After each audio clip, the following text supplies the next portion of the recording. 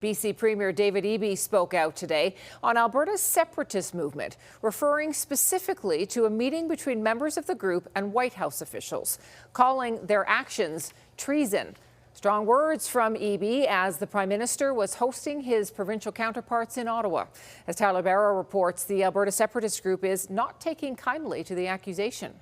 Jeffrey Rath spent this week shaking hands with fellow Alberta separatists at a Calgary rally, but he's also been busy traveling to the U.S. Capitol to court support and money from the Trump administration. Whether that facility would be available on a going forward basis, and whether it's with U.S. Treasury or Goldman Sachs or J.P. Morgan through a bond issue or whatever, we're looking at all of the options. The lawyer for State Free Alberta says he's had several discussions last year with U.S. State Department officials that include doing a feasibility study on whether to ask for a $500 billion credit facility from them in the event of a successful independence referendum. BC Premier David Eby had harsh words for the idea. To go to a foreign country and to ask for assistance in breaking up Canada, there's an old-fashioned word for that, and that word is treason.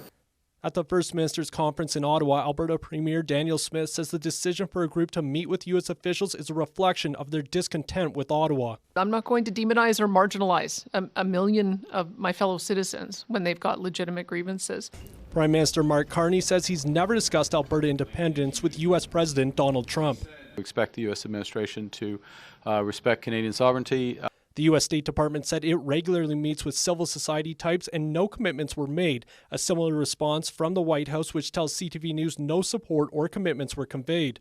Meanwhile, First Nations leaders gathered in Edmonton Thursday to stand against Alberta separatism or becoming the 51st state.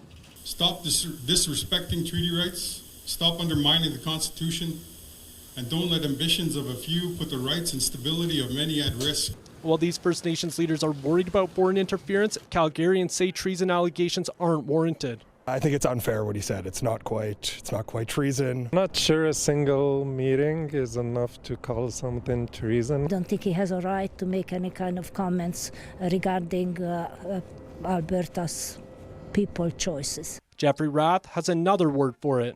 It's ludicrous, right? I mean, we're there on a fact-finding basis. If there's nothing treasonous about it.